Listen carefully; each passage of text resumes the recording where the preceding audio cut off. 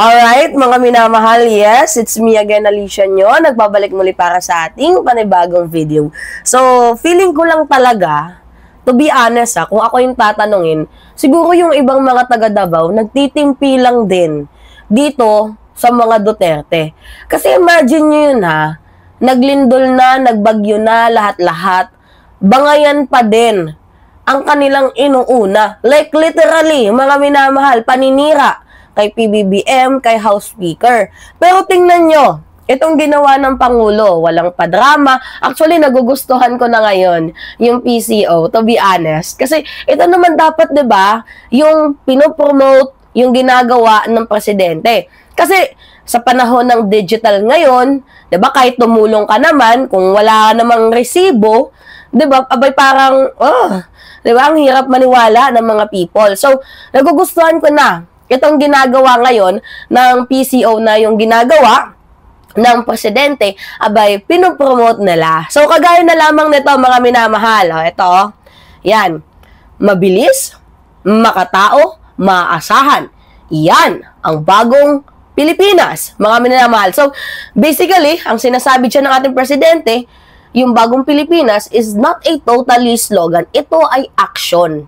Action saan? Sa mabilis, makatao, at maaasahan na gobyerno. So, unang araw pa lang, matapos ang lindol, personal pong kumilos si President Bongbong Marcos at nagtungo siya ng Davao. Kahit alam naman natin na medyo malamig ang Davao sa kanya, abay, ginawa niya pa din yung best niya. Okay, kahit ayaw sa akin, kahit politikahin nila ako, pero yung pagtulong, hindi ko kukulayan. Kasi 'di ba, merong ibang mga politician na kapag hindi niya baluarte ang isang area, nagkaroon ng sakuna, 'di ba? Ano yung ginagawa? Hindi tinutulungan. Do you remember the Yolanda? 'Di ba? Kasi ano yun tawag dito, baluarte nila President Bongbong Marcos yun. Talagang yun yung pinakapalpak na nagawa ni Pinoy. Pero kung ikukumpara naman natin si Pinoy dito kay Digong, mas palpak talaga si Digong in terms of war on drugs.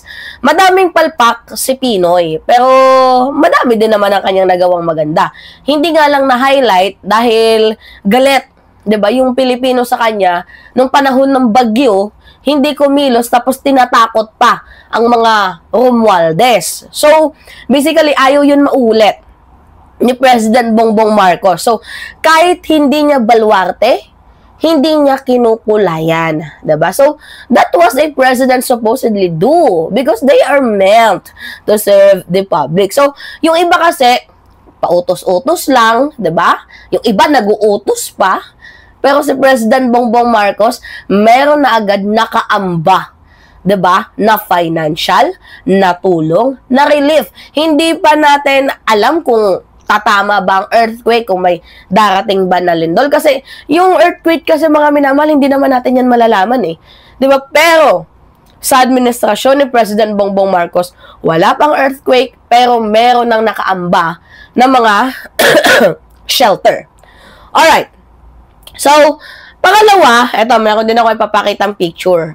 Empowerment sa local government. So, yung fund allocation, yan yung empowered LGUs, direct fund allocation, localized response, mga minamahal. So, isa sa pinakamagandang ginawa ni President Bongbong Marcos is hindi niya lang binigyan o hindi lang siya nagdala ng tulong. Binigyan niya din ng mga kakayahan ang mga local government units such as empowered LGUs, direct funds allocation, and localized response. Ibig sabihin, hindi na kailangan dumaan sa mahabang proseso, yung sa taas bago makarating ang tulong sa tao. Hindi po, mga minamahal, kasi sa bagong Pilipinas, tiwalang-tiwala ang Malacanang sa mga lokal na pinuno na tulong agad. Hindi abiso bukas. So, kasi ganito, 'di ba, pag nagbagyo, hihingiin pa sa pinakataas, dadaan pa sa madaming tao. 'Di ba? Ganon. To be honest, ganon talaga yung sistema. Kaya yung 1 million pagdating sa tao, sardinas na lang. Pero sa administrasyon ni President Bongbong Marcos, walang ganon. Diretso ang tulong sa LGU para diretso LGU sa tao. First hand 'Diba?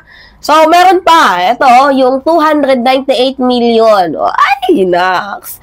So, 'di ba sobrang bilis na naglabas ng Office of the President ng 298 million bilang tulong pinansyal sa mga LGUs ng Davao at Caraga.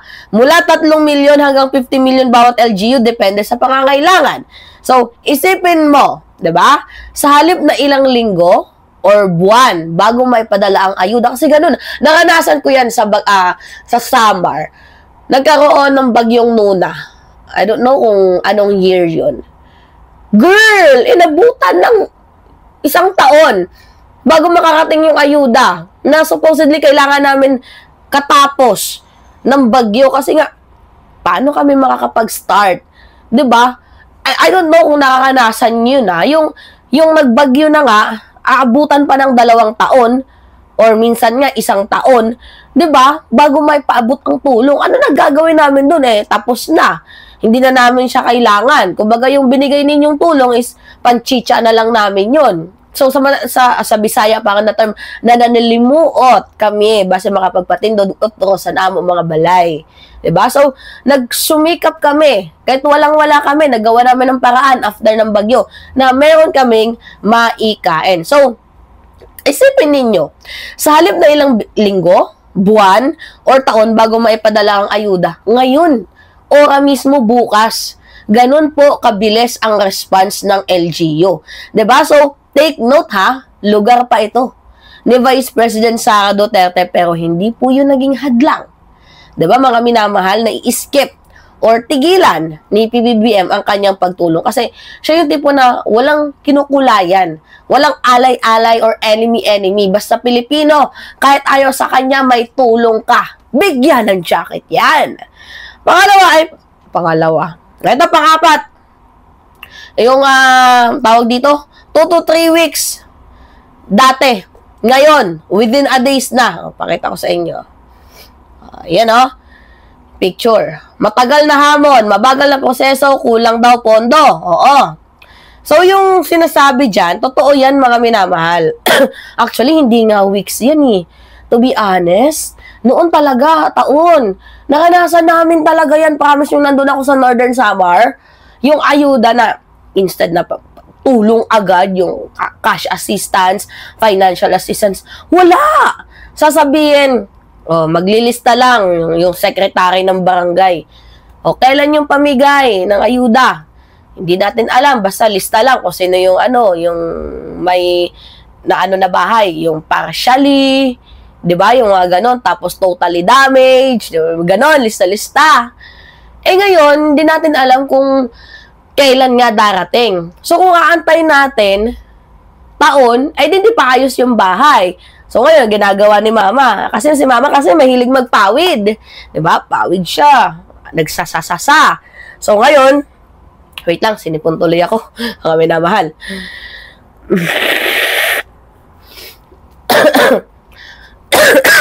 So, ngayon, ang ginawa ng aking mama, pumunta agad siya sa bukid. Alam niyo yung nipa? Yun, doon sa nipa, kumuha siya ng mga pangpawid. Yan. Tahiin niya na pangpawid. Kasi marunong gumawa ng pawid yung mama ko. And then after niya itong tahiin, itong pawid na to, lagay agad doon sa bahay. So, ganun na lang yung ginawa kasi wala naman kaming choice.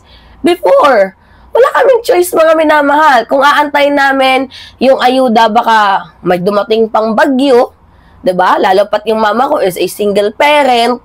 Diba? May darating na bagyo, uulanin, mas lalong masisira.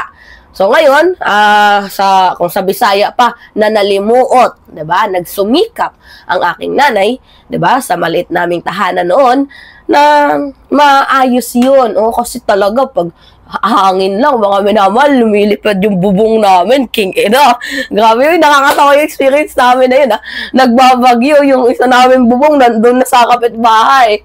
Tapos, kami, syempre, bata pa, umiiyak. Sabi ko, ba't ang dami-daming lugar na, kami pang mga mahihirap. Gumaganon talaga kami. Like, hindi kami natutulog ng bagyo. Oo, kasi hindi namin alam, baka pagising namin, baka hindi na kami, gumising. Oo, kasi tawag dito, matabunan kami ng kung ano-ano, 'di ba? So, basically, mga minamahal, ganun talaga na-experience namin yun. Tapos, darating yung ayuda within a year. Like, ano na gagawin namin dyan? Hindi na siya nakatulong. So, ngayon, diba, dumating after a year, hindi na namin kailangan. Di panchicha na lang namin yun. Salamat pa din. Kahit pa paano, sa panahon na mas kailangan namin, hindi siya dumating. Sa panahon na kailangan namin, hindi siya dumating. Sa panahon na hindi namin siya kailangan, doon siya dumating. Parang pag-ibig lang, no? Diba, mga minamahal? So, basically, yung picture na yan pinakita ko. Ito yung sinasabi yung binago na yung sistema. So, wala nang puro meeting, wala nang puro asahang memo, kundi proseso agad. Matagal ng problema talaga yan, yung mabagal na proseso kasi sinasabi nila kulang daw sa pondo. Pero ngayon, kitang-kita natin yung difference from weeks, actually from years. 2 days, diba? From red tape to real tape. Ganon yung eksena ng halos. Ito, panlima. Pagmamalasakit sa Davao at Caraga. Uy, actually, may nabalitaan tayo. Pumunta si PBBM doon sa, ni Rama.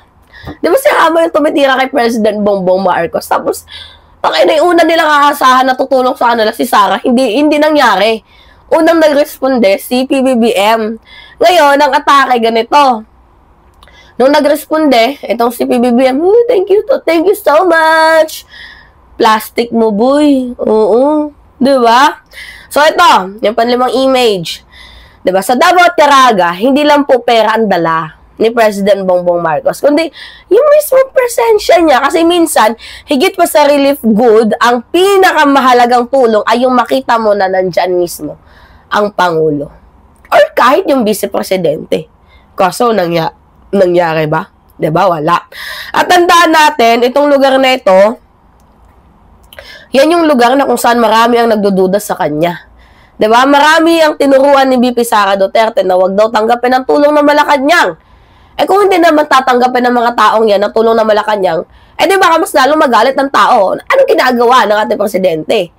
Yan yung utos ng Vice Presidente nyo Diba? Kung pinatulan niya ni PBBM, pero hindi niya yung pinatulan. Ginawa niya yung duties niya, ginawa niya yung responsibilidad niya, ginawa niya yung trabaho niya as a president. So, diba, hindi siya ganon. Hindi siya nagdalawang isip. Walang bahid ng galit or bahid ng paghiganti. Kumbaga, tulong muna bago politika. And ngayon, eto na, presidente ng lahat. Ay, tangay ng angas,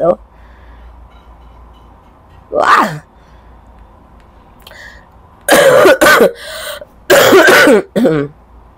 Diba? So, dito natin makikita, mga minamahal, tinignan ko kasi yung picture ni President Bongbong Marcos. Na iba si PBBM sa mga naging leader ng kasaysayan. Like, literally siya yung dark horse. Diba? Tahimik lang, pero sumisigaw. May action ang kanyang gawa. Hindi siya nagpapadala sa emosyon or ingay sa politika. Diba, kung tutusin, pwede na niya naman sabihin na, ayoko, hindi naman ako welcome dyan. Diba? Wag na lang. Pwede niyang sabihin yon kung tutuusin. Hindi lang talaga siya nagpadala sa kanyang emosyon. Ibig sabihin, kahit hindi siya welcome, kahit ayaw sa kanya, dahil alam niyang kailangan ng tao, 'di ba? Yung hate nandyan lang yan, pero kapag nandyan na mismo yung tulong, mawawala yan, magpapasalamat na lang. Pero yun na lang sana yung gagawin sana, 'di ba, ng mga taga Davao ang magpasalamat. Pero why would you do that? Hindi niyo ginawa, 'di ba? Magpasalamat na lang, hindi nyo ginawa. So mga minamahal, sa ginawang pagtulong ni President Bongbong Marcos, pinatunayan niya na hindi lang slogan yung bagong Pilipinas, kundi totoong serbisyo. And mga kababayan, sa panahon puno ng paninira at fake news, ang pinakamagandang sagot sa lahat dyan ay yung gawa. Uy, totoo yan. Kaya, I love the Presidential Communication Office now that they are flexing the achievements of the government. Like, oh, PBBM runs to Davao. Even yung mga taga Davao agree with him, diba? So, I like the President on how he handle the issues, the action, everything. Diba? Kaya nga sasabihin ko, oh my God, that's the President that I voted for. I voted PBBM for nothing. Like, yung wala, hindi ko siya binoto dahil may issue yung pamilya niya, ganyan. Binoto ko siya dahil alam kong mas makakatulong siya. 'Di ba? So, alam natin na mas may improve ang bansa dahil sa kanya. So, isa lang yung madidescribe ko sa kanya, mga minamahal. Hindi siya namimersonal, 'di ba? Talagang trabaho lang. Walang personalan. Ano yon? Normala na kanta. Sa mga shoutout nga pala sa mga millennial at Gen Z dyan. Dapat mong malaman, walang personalan. Makaganapan, pwede bang normal? Anyway, yeah, it's kinda weekend days, but we need to work, mga minamahal, kasi meron tayong finifeed na family and meron tayong mga expenses and bills.